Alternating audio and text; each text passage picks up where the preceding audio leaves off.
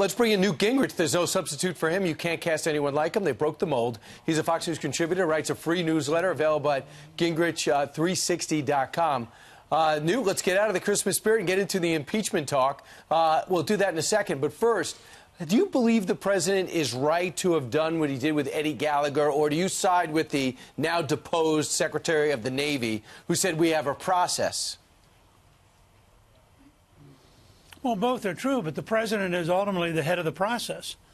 There's a reason he's called commander-in-chief. And I think in his case, he's making a very clear statement to the men and women in uniform that the days of the Obama administration valuing lawyers over fighters and crippling people by tying their hands and giving us rules of engagement that make no sense are over, and that when we're in a war, we should fight to win the war. Yep. And if you have somebody who's given his entire life as a SEAL, you ought to have some respect. 8 tours of duty for his career. Yeah, so I think the president was legitimate. I understand the Secretary of the Navy, who's a friend of mine. I like him. But I do think in the end, and he had every right to resign rather than execute the order. But the president equally had every right to issue the order. Because he is the commander-in-chief. Absolutely, Newt.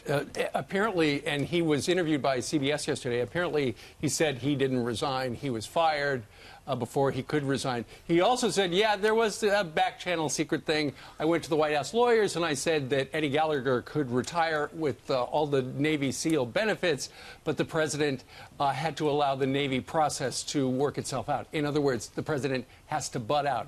Here's more of him. Listen. What message does that send to the troops? Well, what message does it send? That you can get away with things. We have to have good order and discipline.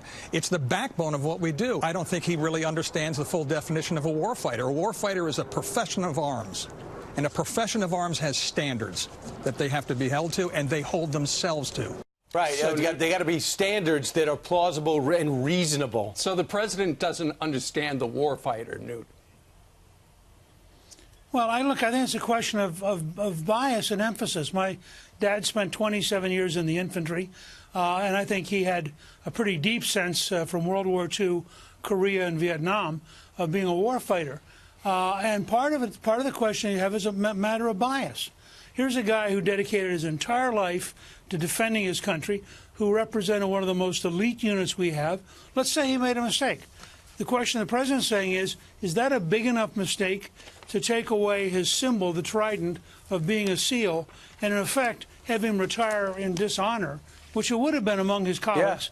Yeah. Or can we overlook this one thing because this guy gave us years of very hard service in very dangerous places? I believe the president comes down in favor of the president favors the morale of the warfighter over the morale of the bureaucrat. It's a very straightforward question. Yeah, 2 Bronze Stars on top of that, and we saw how unethical the prosecutor was. You'd think they would stand down rather than make a public show. It seems to have been personal, and it cost him his professional career.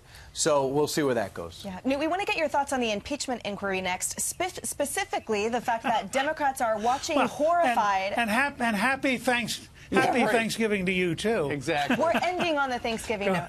I promise.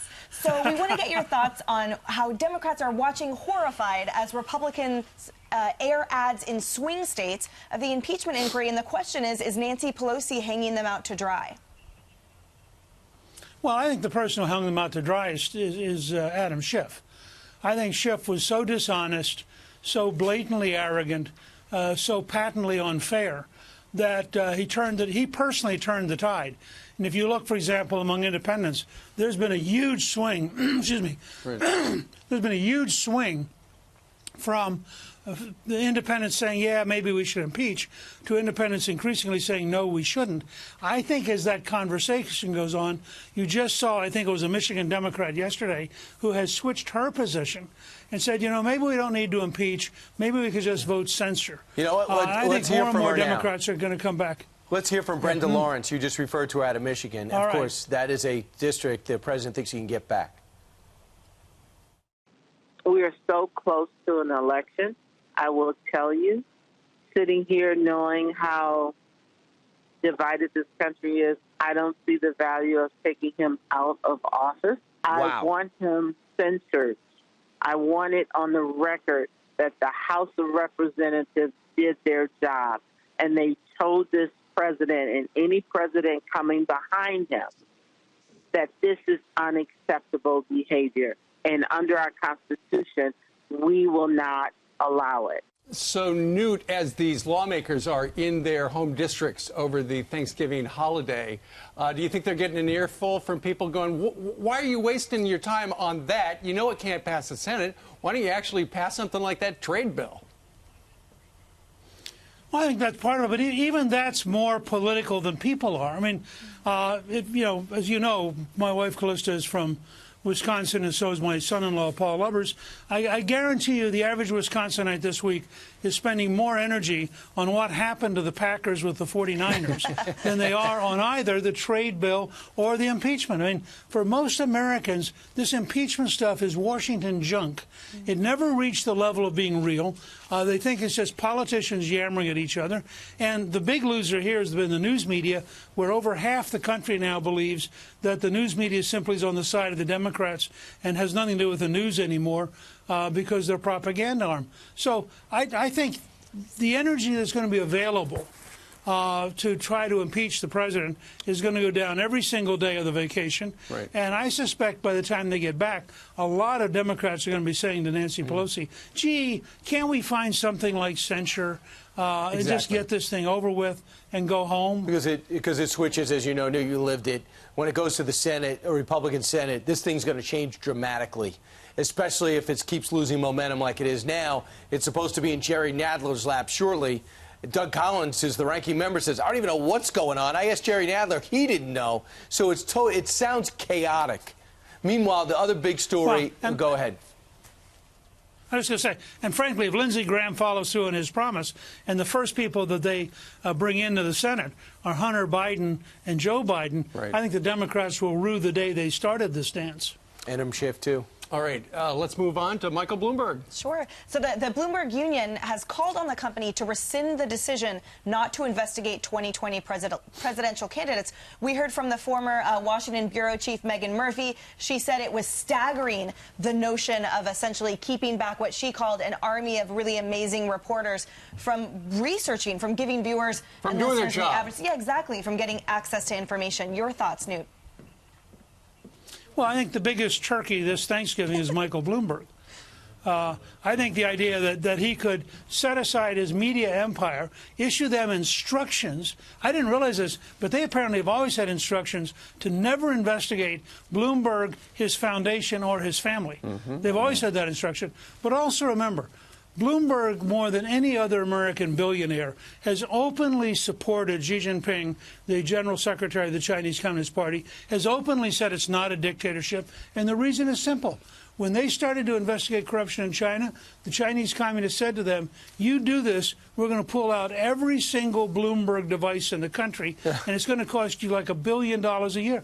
And Bloomberg caved instantly. I mean, he said, boy, if my choice is investigating corruption or getting richer, I pick getting richer. So I think his running will be a very exciting, brief moment in American history. And I think he'll discover that being rich the way he's rich and being as arrogant as he is not a very good way to try to govern America. Well, but for Democrats, his money flipped about 21 seats. He did a lot of it, very effective that way. Sure. But it hasn't stopped the presidential candidates from going after him because they actually want the nomination. Yeah. All right. Newt, let's talk a little bit about the big day. 2 days from now is Thanksgiving. What do you and the Gingriches have to be most thankful for this year?